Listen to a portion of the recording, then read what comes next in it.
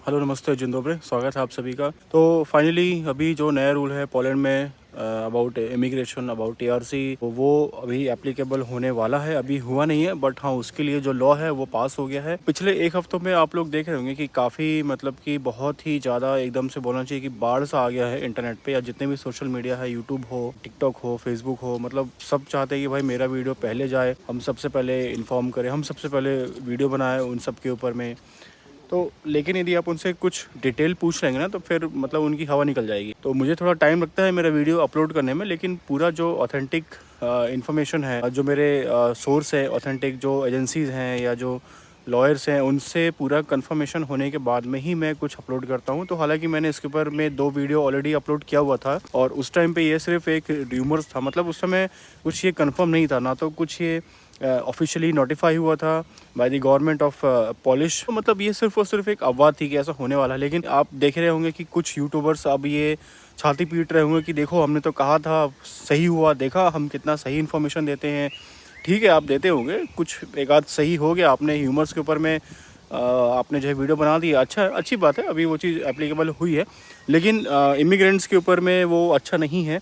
और गवर्नमेंट को ये चीज़ इसलिए करना पड़ा क्योंकि यहाँ पे लोग क्या कर रहे थे कि जो दूसरे शेंगन कंट्रीज़ हैं वहाँ पे लोग जा रहे थे, वहाँ का वीज़ा, सीजनल वीज़ा, 2 महीना 4 महीने का वीज़ा, या इवन जो शॉर्ट टर्म कोर्स होते हैं या जो प्रोफेशनल या वोकेशनली जो कोर्स होते हैं, उस बेस पे लोग वहाँ जाते थे। और वहाँ से जैसे तैसे उस कंट्री, जैसे कि मैं आपको एग्जांपल लेता हूँ, रोमानिया हो गया, रोमानिया, क्रोएशिया, चेक रिपब्लिक, हंगरी, इन सब कंट्रीज़ में जा करके, क्योंकि ये सब जो है शेंगन में आते हैं, तो इन सब में जा करके यहाँ का टीआरसी ले करके फिर वो लोग पोलैंड मूव होते थे। और यहाँ पे उनका एक ही मकसद होता था, यहाँ का रेसिडेंस लेना, यानी कि जो टेम्प्रेरी रेसिडेंस है, टीआरसी वगैरह, वो अप्लाई करना होता था। तो ये गवर्नमेंट समझ रही थी, इसको ऑब्जर्व कर रही थी गवर्नमेंट। बहुत ही ज़्यादा लोग यहाँ पे अब आ चुके हैं। और अभी जो इलेक्शंस हैं वो इसी बेस पे लड़ा गया है। इस साल का जो प्रेसिडेंशियल इलेक्शन इस महीना जो हो रहा है, अभी सिर्फ ये फर्स्ट राउंड की ही वोटिंग हुई है, अभी एक राउंड की वोटिंग होना बाकी है। तो उसके मतलब जो यहाँ का सेंटीमेंट है वो यही है कि भाई लोग अब बहुत ज़्यादा हो रहे हैं, अनस्किल्ड जो लेबर्स हैं वो बहुत ज़्यादा हो रहे हैं। मतलब जो लोग आ रहे हैं वो गोरे नहीं हैं, एशियन लोग आ रहे हैं, अफ्रीकन आ रहे हैं, लैटिन अमेरिकन आ रहे हैं। तो अब इनकी संख्या बहुत ज़्यादा हो रही है, स्पेशली अनस्किल्ड कैटेगरी में। आप आ रहे हैं यहाँ पे, कोई दिक्कत नहीं, इनको कोई प्रॉब्लम नहीं, बट इनका मेन कंसर्न ये है कि आप एज अ स्किल्ड वर्कर आइए। यदि आप में स्किल है, आप एज अ प्रोफेशनल आ रहे हैं, आप डॉक्टर, इंजीनियर आ रहे हैं, ठीक है, आईटी प्रोफेशनल आप आ रहे हैं, तो कोई प्रॉब्लम नहीं है। बट यदि आप एज अ लेबर आ रहे हैं, इतनी तादाद में आप यदि लोगों को फ्रीली मूवमेंट आप करने दे रहे हैं, तो मेन कंसर्न यहाँ का ये है, जो यहाँ की आम पब्लिक है उनका भी और जो पॉलिटिशियंस हैं उनका भी। तो बेसिकली यही मुद्दा है इस साल के इलेक्शन में। तो अभी जो कैंडिडेट खड़े हैं, डोनाल्ड टस्क जो थे इससे पहले, उन्होंने काफ़ी रूल्स वगैरह जो है फ्रीली कर दिया था, काफ़ी फ्लेक्सिबल था रूल। तो बहुत सारे लोगों को वीज़ा मिल गया, बहुत सारे लोग आगे पिछले 5-6 सालों में। अभी जो आए हैं उनका नाम है राफेल, मतलब अभी आए नहीं है, अभी कंफर्म नहीं हुआ, बट अभी जो फर्स्ट राउंड की वोटिंग हुई है उनमें वो सबसे आगे है। राफेल उनका नाम है। उनका जो सरनेम है वो मैं अच्छे से नहीं बोल पा रहा हूँ, तो इसलिए मैं नहीं बोलूँगा। और चौंकाने वाली बात यह है कि उनको यूथ ने सबसे ज़्यादा वोट किया यहाँ पे। तो अब आप समझिए कि यहाँ पे यूथ के मन में क्या है। हम मतलब नॉन यूरोपियंस को लेकर के, या उन लोगों के लिए जो लोग गोरे नहीं हैं, तो इससे कहीं ना कहीं ये पता चलता है कि यहाँ पे रेसिज्म का लेवल क्या है। ये सब चीज़ें समझ में आती है जो यहाँ पे चीज़ें हो रही हैं, एक्टिविटी हो रही है। अब देखिए, मैं अपनी बातों को ज़्यादा लंबा नहीं खींचूंगा, लेकिन मैं सिर्फ और सिर्फ आपके सामने एक जो है बेसिक सी बात रखना चाह रहा हूँ कि ये जो चेंजेस हुए हैं वो क्यों हुए हैं, और आगे जा कर के और क्या क्या चीज़ें हो सकती हैं, या जो लोग ऑलरेडी हैं यहाँ उनको क्या प्रॉब्लम इन फ्यूचर में फेस करना पड़ सकता है। तो यही है सब, पूरा जो है पॉलिटिकल सिनेरियो है, इसकी वजह से ये सब चीज़ें हो रही हैं। अब लोग ज़्यादा दिखने लगे हैं, हम जैसे लोग यहाँ पे, तो इस वजह से जो है कि लोकल पॉपुलेशन है उनको अब थोड़ी हमसे प्रॉब्लम होने लगी है। अब ये चाहते हैं कि भाई आप यहाँ पे आओ, आप हमारे लिए सस्ते में काम करो, हम लोग बढ़िया बैठ के आराम करें, जो भी यहाँ पे जो गवर्नमेंट स्कीम है उसका फ़ायदा सब कुछ हम ले, तुम बस आओ यहाँ पे, खटो, दिन रात अपनी मराते रहो। जो यहाँ पे सबसे बेसिक है, जो यहाँ का आदमी उसमें सर्वाइव भी नहीं करना चाहता है, वो तुम्हारे लिए बहुत बढ़िया सैलरी हो, बहुत ज़्यादा सैलरी हो, जो कि एक्चुअल में होती भी है हम जैसे लोगों के लिए। वो सिर्फ ये चाहते हैं तुम आओ, काम करो, खाओ पियो, अपना शांति से घर में रहो, तुम कहीं बाहर मत निकलो, तुम एक्सप्लोर मत करो, हम लोगों को तुम जो है मत दिखो, तुम बस आओ, काम करो, अपने घर में बैठो चुपचाप। तो ये इस तरह की इन लोगों की मेंटालिटी है, माइंडसेट है। अब आप इसको जो चाहे वो आप इसको नाम दे सकते हैं, नस्लवाद बोलिए आप इसको, या भेदभाव बोलिए, या मतलब आपको जो चीज़ बोलना हो आप उसको उस चीज़ का नाम दे सकते हैं, बट रियलिटी यही है पोलैंड की। और जहाँ तक मुझे लगता है उसका मेन है एजुकेशन। मतलब डिग्री वाला एजुकेशन नहीं, वो एजुकेशन जो हम और आप जैसे लोगों को हमारे माँ बाप देते हैं, हमारा जो फैमिली हमें सिखाती है कि भाई लोगों के साथ में हमको जो है किस तरह व्यवहार करना है, सब लोग समान हैं, हम मतलब सारे लोग हम एक जैसे हैं, हम सबका सम्मान करना है, सबको एक्सेप्ट करना है। तो कहीं ना कहीं वो वाली जो सोच है ना, वो सिर्फ हम लोगों के लिए ही है, या हम लोग जहाँ से आते हैं ना, सिर्फ हम लोगों को ही या हम लोग ही उस चीज़ को फॉलो करते हैं। लेकिन दुनिया में बहुत कम ऐसे लोग हैं, ऐसे नस्ल के लोग हैं, ऐसे देश के लोग हैं जो कि इन सब चीज़ों में विश्वास करते हैं। ये सब चीज़ें सिर्फ़ और सिर्फ जो है किताबी हैं। किसी इंटरनेशनल फोरम पे जाकर के ये सब बातें बोल देना ही काफ़ी नहीं होता है, ठीक है। तो खैर ये सब बातें तो मतलब हो सकता है कि ये वीडियो कुछ और ही रूप ले ले, तो मैं ज़्यादा इन सब चीज़ों में नहीं जाना चाहता हूँ। मैं सीधा अब जब पॉइंट पे आता हूँ, तो पॉइंट ये है कि यदि आप शेंगन के किसी अदर कंट्री में हैं या आ रहे हैं, यदि आपके पास में टीआरसी या वीज़ा है, तो आप पोलैंड में सिर्फ और सिर्फ घूमने के पर्पज़ से आ सकते हैं। एज अ टूरिस्ट आप आ सकते हैं, और एट अ टाइम आप 90 दिन से ज़्यादा स्टे नहीं कर सकते हैं। ये रूल पहले भी था, अभी कंटिन्यू है। इसमें और ऐड ये हो गया है कि अब आप यहाँ पे काम नहीं कर सकते हैं, आप वर्क परमिट अप्लाई नहीं कर सकते हैं। आपका जो टीआरसी होगा वो यहाँ पे वर्क टीआरसी में कन्वर्ट नहीं होगा। और टीआरसी भी कई प्रकार के होते हैं, उसके ऊपर एक मैं अलग से वीडियो बनाऊंगा कि पोलैंड में खासकर टीआरसी कितने टाइप के होते हैं। तो अभी मैं जो बात कर रहा हूँ वो वर्क टीआरसी की बात कर रहा हूँ, जो कि आपके वर्क बेस पे बनता है। यदि आप यहाँ पे काम कर रहे हैं तो आपको जो टीआरसी मिलेगा वो होगा वर्क टीआरसी। पॉलिश लैंग्वेज में उसको बोला जाता है कार्तापोपुतु। चेंजेस ये हुआ है कि जो अदर शेंगन कंट्री से लोग आ रहे हैं वो यहाँ पे वर्क टीआरसी के लिए अप्लाई नहीं कर पाएंगे। और यदि अभी तक में मैं बात करूं, यदि जून महीने में जिनका भी अप्लाई हो चुका है, या जो लोग अप्लाई कर रहे हैं, या एजेंट कैसे भी करके उनसे पैसे ऐंठने के लिए 2500, 2000, 3000, 3500 ज़्लोटी पैसे ऐंठने के लिए या ऐड करके उनके यदि अप्लाई कर चुके हैं, तो उनका डिसीजन मोस्ट प्रोबेबली नेगेटिव में ही आने के चांसेस हैं। ऐसे लोग जिनको कि पोलैंड का वीज़ा मिला हुआ है, एज अ टूरिस्ट वीज़ा पे वो लोग आए हुए हैं, एज अ स्टूडेंट आए हैं, एज अ फैमिली विजिट के लिए आए हुए हैं, या कोई इवन वोकेशनल कोर्स के लिए आए हुए हैं, या कोई प्रोफेशनल कोर्स के लिए आए हुए हैं, या मेडिकल ट्रीटमेंट के लिए आए हो। मतलब इस तरह के जितने भी लोगों को वीज़ा मिला, इस टाइप का वीज़ा जितने भी लोगों को मिला है, वो लोग वर्क टीआरसी अप्लाई नहीं कर सकते हैं, उनका टीआरसी अप्लाई नहीं होगा। यदि समहाउ किसी lawyer, so called lawyer agent के थ्रू यदि आपने अप्लाई कर भी दिया है, तो आपका डिसीजन नेगेटिव ही आएगा, आपको यहाँ से डिपोर्ट होना होगा।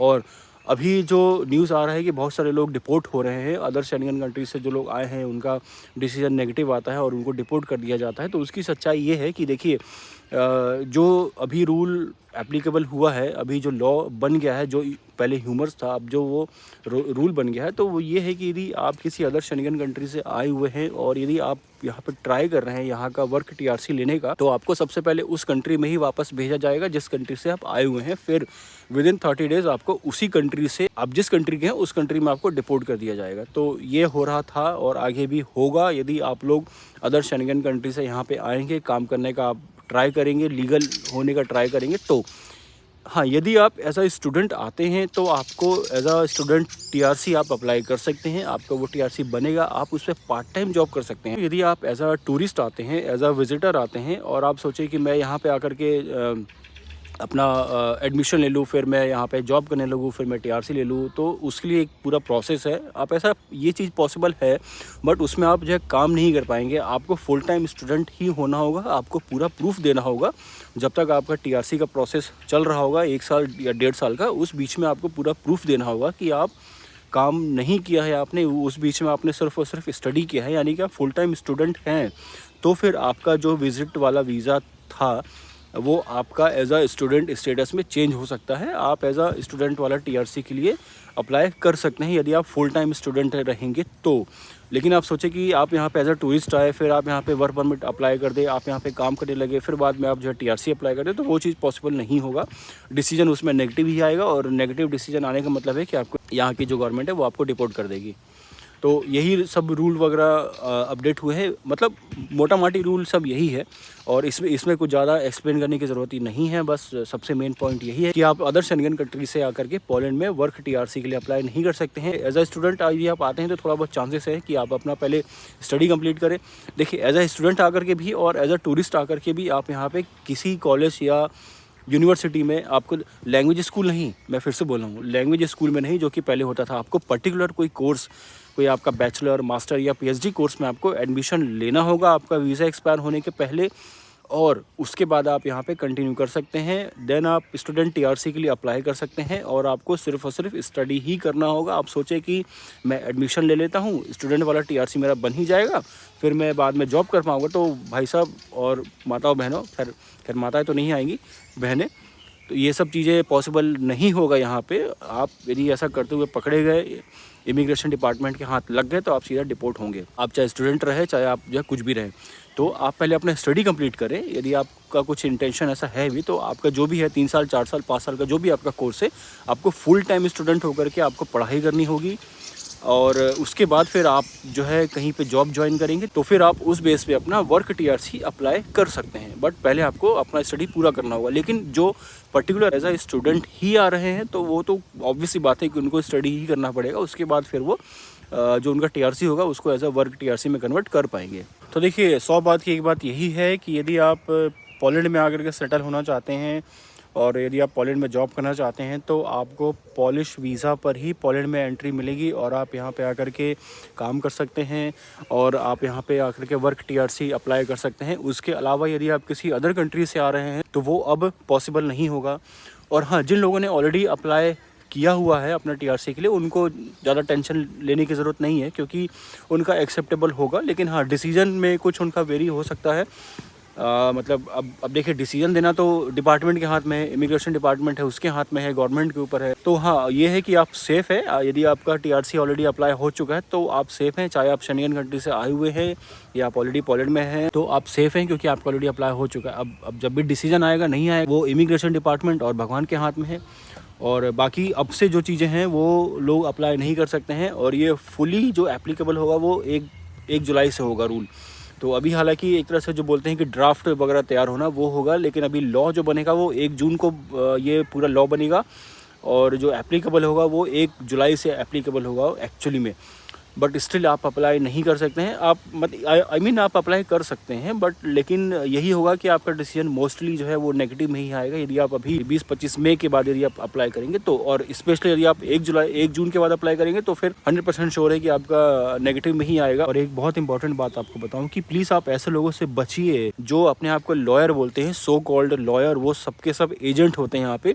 वो सिर्फ और सिर्फ उस बात का फ़ायदा उठाते हैं कि आपको यहाँ का लैंग्वेज नहीं आता है, आपको कुछ रूल्स नहीं पता है, कहाँ पे हमको क्या चीज़ अप्लाई करनी है, कहाँ पे हमको क्या चीज़ मिलेगा, क्या करना है क्या नहीं करना है, वो सिर्फ और सिर्फ उस चीज़ का फ़ायदा उठाते हैं। सेम उसी तरह होता है, आप हमारे इंडिया में आप किसी ऐसे स्टेट में जाइए जहाँ पे आपको लैंग्वेज नहीं आती है, तो फिर आप देखिए वहाँ पे जो एजेंट होते हैं वो कैसे मक्खियों की तरह भिनभिनाएंगे आपके आगे पीछे, बस कैसे भी करके कुछ पैसे आपसे निकलवा लें, फिर आपको पता ही है।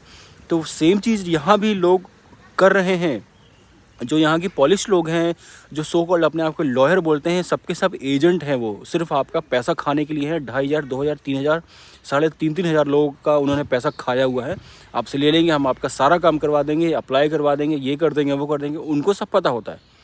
उनको सब पता है कि भाई किसका केस जेन्युइन है, किसके केस में क्या डिसीजन आने के चांसेस हैं। क्या आएगा वो तो खैर कोई नहीं बता पाएगा, लेकिन चांसेस क्या है वो आपको समझ में, उन लोगों को समझ में आ जाता है, क्योंकि उनको पता है क्या प्रोसेस है, वो लोग यहीं के हैं। तो प्लीज़ आप ऐसे लोगों से थोड़ा बच के रहिए। एजेंट, सो कॉल्ड लॉयर्स के हाथों में आप मत आइए। आप खुद भी बहुत कुछ कर सकते हैं, थोड़ी सी जानकारी हो, थोड़ा आप सर्च करिए, इंटरनेट पे जाइए, थोड़ा सर्च करिए, आप बहुत कुछ कर सकते हैं खुद से भी। और अगर कुछ आपको समझ में नहीं आ रहा है तो जो आपकी एजेंसी है, जो आपकी कंपनी है, उनकी शरण में जाइए, उनका माथा खाइए। आप उनसे बोलिए कि मुझे ये काम करना है, ये काम कैसे होगा, ये चीज़ कैसे होगी, मुझे ये चीज़ अप्लाई करनी है। आप उनका सर खाइए। एजेंसी है आपकी, वो यहाँ पे आपके माई बाप हैं, वो उनकी रिस्पॉन्सिबिलिटी है। यदि आप यहाँ पे रह रहे हैं, काम कर रहे हैं, तो आप उनसे बोलिए। आपको जो भी लीगल डॉक्यूमेंट आपको चाहिए है या आपको कुछ भी करवाना है, आप अपनी एजेंसी के पास जाइए। आप लोग चैनल को लाइक करें, सब्सक्राइब करें, शेयर भी करें लोगों के साथ में, ताकि लोगों में अवेयरनेस आए।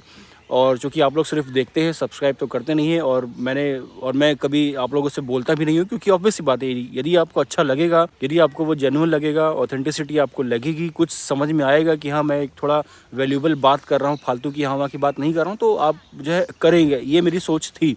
बट अब ऐसा हो नहीं रहा है, लोग सब्सक्राइब नहीं कर रहे हैं, आते हैं, देखते हैं और निकल लेते हैं। तो प्लीज़ आप, यदि आपको अच्छा लग रहा हो, अप्रिशिएट करिए। आप बताइए कि मेरे कंटेंट आपको पसंद आ रहे हैं, जो इन्फॉर्मेशन मैं दे रहा हूँ वो मैं सही इन्फॉर्मेशन दे रहा हूँ, और आप लोगों को उससे कुछ ना कुछ फ़ायदा हो रहा है। तो प्लीज़ आप लोगों से मेरा ये रिक्वेस्ट है, आप लोगों के लिए अच्छा लग रहा हो तो लाइक करें, कमेंट करके बताइए कि आपने सही इन्फॉर्मेशन दिया है, या जो आपका डाउट है आप मुझे वो बताइए, मैं कमेंट में उसको रिप्लाई करने का ट्राई करूँगा। और शेयर करिए उन लोगों के साथ में जिनको सही इन्फॉर्मेशन की ज़रूरत हो, जो ऑलरेडी पोलैंड में हैं या आने वाले हैं या आना चाहते हैं। और बाकी फिर मिलते हैं अगली वीडियो में, तब तक के लिए नमस्ते, जय हिंद।